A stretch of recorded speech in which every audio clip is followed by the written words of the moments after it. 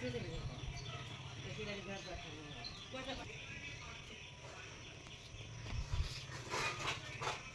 घर में है क्या कार में भी समगर होने तुम्हारे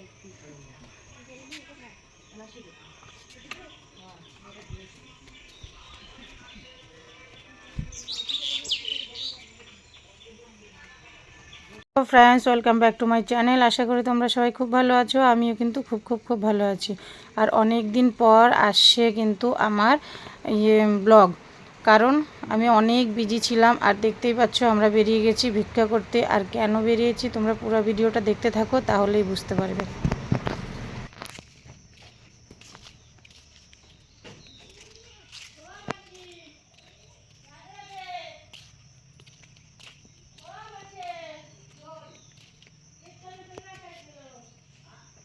আমরা কিন্তু বেরিয়ে পড়েছি, আমার যা, ছেলে আর আমি। আর এইদিকে দেখো কত আম পড়ে আছে। আর এই ভিডিওটা কিন্তু অনেক পুরনো, প্রায় 1 মাস হয়ে গেছে। ভিডিওটা এডিটই করার সময় পাচ্ছিলাম না, তো ওই জন্য আজকে বসে পড়লাম। প্রায় 1 মাস 4-5 দিন হয়ে গেছে, কারণ এটা 2 তারিখের ভিডিও আর আজকে 7 তারিখ, 7 জুলাই, আর এটা 2 জুনের ভিডিও। তো দেখো এখানে কিন্তু আমরা ভিক্ষা করতে বেরিয়েছি এই কারণে, কারণ আমার শাশুড়ি মা মানসা করে গেছিলো আমার ছেলের, যে 7 গ্রাম ভিক্ষা করে বাড়িতে মহাপ্রভুর ভোগ দেওয়া। আর আজ থেকে করেছিল 12-13 বছর হয়ে গেল, মানে 12 বছর আগে মানসা করেছিল আমার শাশুড়ি, কারণ আমার ছেলে খুব অসুস্থ ছিল, ঠিক হচ্ছিল না, তো সেই কারণে। আর এই মানসাটা তো আজ দেবো কাল দেবো, আর আমরা তো দিল্লিতে থাকি, তো সময় পাই না। আর এখানে গ্রামে আসি কিছুদিনকার জন্য, তো অতটা মনেও থাকে না, আর কি বলো তো, মনেও থাকে না, আর দিতেও কেমন লজ্জা পায়। তো দেখো আমরা কিন্তু বেরিয়েছিলাম ঠিকই, আমার লজ্জা করছিল জন্য আমি পেছনে দাঁড়িয়েছিলাম। আমার যাই ভেতরে যাচ্ছিলো, আমার ছেলেকে পাঠিয়ে দিয়েছিলাম। তো যে শুনছে সেই বলছে এখানে লজ্জার কোনো কারণ নেই, কারণ এটা যারা রাজা তারাও কিন্তু মহাপ্রভুর ভোগ দেয় ভিক্ষা করি, কারণ ভিক্ষা ছাড়া কিন্তু মহাপ্রভুর ভোগ কাজে লাগে না। তো সেই কারণে তো সবাই ভিক্ষাও দিচ্ছিল, এবং আমার ছেলেকে মন প্রাণ ভরে আশীর্বাদও দিয়েছে। আর আমার কিন্তু খুব ভালো লেগেছে।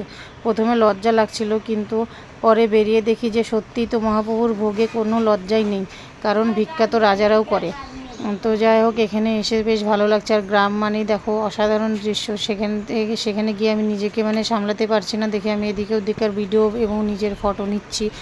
আর তোমরাও একটু আশীর্বাদ করো আমার ছেলের জন্য ভালো থাকে। আর বিকেলে তো একটু অনুষ্ঠান আছে, বাড়িতে যাব। তারপরে বাড়িতে আজকে আমার 2 তারিখে ছেলের বার্থডে এবং হাজব্যান্ডেরও জন্মদিন। তোমরা অনেকেই জানো এবং অনেকে জানো না। তোমরা যারা জানো না তারা জানো, শুনে রাখো, জেনে রাখো যে আমার হাজব্যান্ড আর ছেলে 2 জুনে জন্মদিন হয় একসঙ্গে দুজনের। তো সেখানে আমাদের কোনো প্ল্যান ছিল না, কিন্তু যে কেক কাটবো, এবং পাড়া প্রতিবেশী এবং সবাই আত্মীয় স্বজনরা বলছে যে এতদিন পর এলি আর কেক কাটবি না, তাই কখনো হয়? তো আমরা তো দেখি দুই বাপ বেটা কেমনভাবে কেক কাটিস। তো সেই কারণে কিন্তু শুধু কেকটাই কাটা হয়েছে, আর একটা স্প্রাইটের বোতল নিয়ে, স্প্রাইট নিয়ে এসে জাস্ট খাওয়ানো হয়েছে, কেকের সঙ্গে একটু ন্যামকিন বাগারা, এগুলোই। আর বিকেল অনুষ্ঠান বাড়ি, তারপরে দেখো ঝমঝমা কি বৃষ্টি শুরু হয়ে গেছিলো। এই বৃষ্টির মধ্যে কিন্তু আমার হাজব্যান্ড চলে গেছিলো কেক আনতে। তো সেগুলো তো পরের কথা, তোমরা দেখতে পারবে।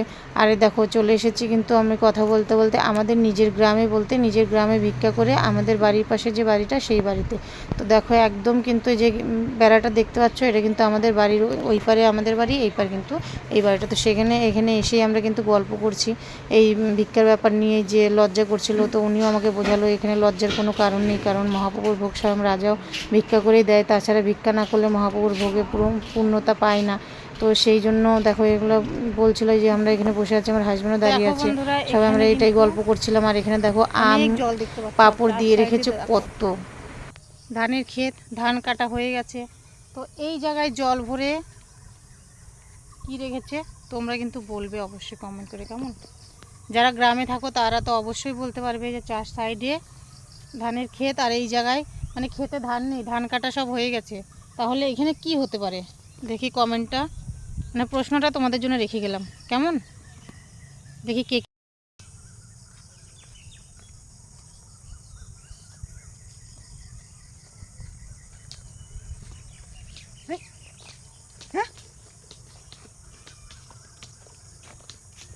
এই সাইডে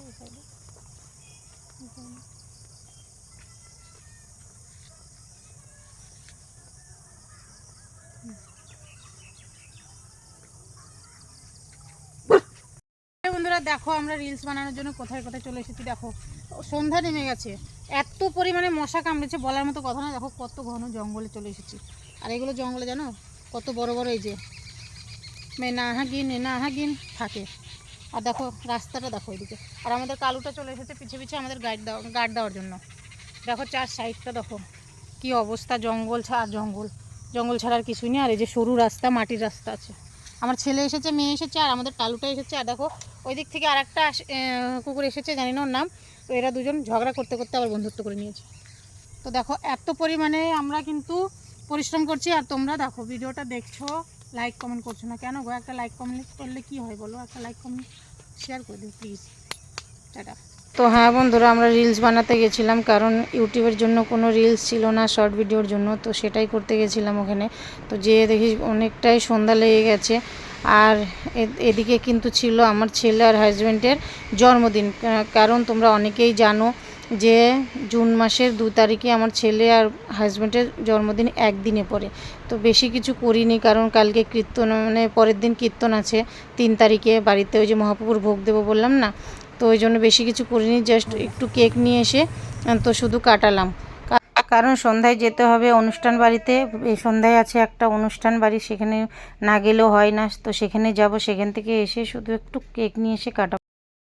বন্ধুরা দেখো আমরা গেছিলাম একটা অনুষ্ঠান বাড়িতে, সেখান থেকে এসে যে এই মাত্র চেঞ্জ করছে। আর বাইরে এত পরিমাণে বৃষ্টি হচ্ছে, আওয়াজটা শোনো জাস্ট। টিনের ঘর, টিনের উপরে দেখো বৃষ্টি পড়ছে, এত জোরে আওয়াজ হচ্ছে। আর এই দেখো এই মাত্র এসে সব কিছু চেঞ্জ করছি কিন্তু। তো দেখো এই বৃষ্টির মধ্যেই কিন্তু হাজব্যান্ড চলে গেছিলো কেক আনতে। এখানে 2 রকমের কেক দেখছো, কারণ দুজনের বার্থডে। একটা আছে নিরামিষ কেক আর একটা আছে আমিষ কেক, মানে আমিষ কেকটা ডিম দিয়ে, যা তোমরা জানো। তো যাই হোক, এই যে কেকটা কাটাচ্ছি। আর অনেকেই কিন্তু আছে কেকটা কাটানোর কোনো প্ল্যান ছিল না। তো সবাই বলছিল কেক কাটবে না, তাই কখন হয়? তো আমরা ভাবলাম কালকে 3 তারিখ আছে, বাড়িতে কীর্তন আছে, তখনই নাই কাটিয়ে দেবো। তো সবাই বলছে ওই ঝামেলার মধ্যে হবে না, আমাদের পার্টি চাই। তো যাই হোক, এই দেখো ছোটো মোটো একটু বেলুন নিয়ে এসে সাজিয়ে আমার হাজব্যান্ড কিন্তু বৃষ্টির মধ্যে গিয়েই কেকটা নিয়ে এসেছে। আর তোমাদের কাছেও একটাই রিকোয়েস্ট, তোমরা একটু আশীর্বাদ করো যাতে আমার ছেলে ভালো থাকে, আমার স্বামীও সুস্থ থাকে।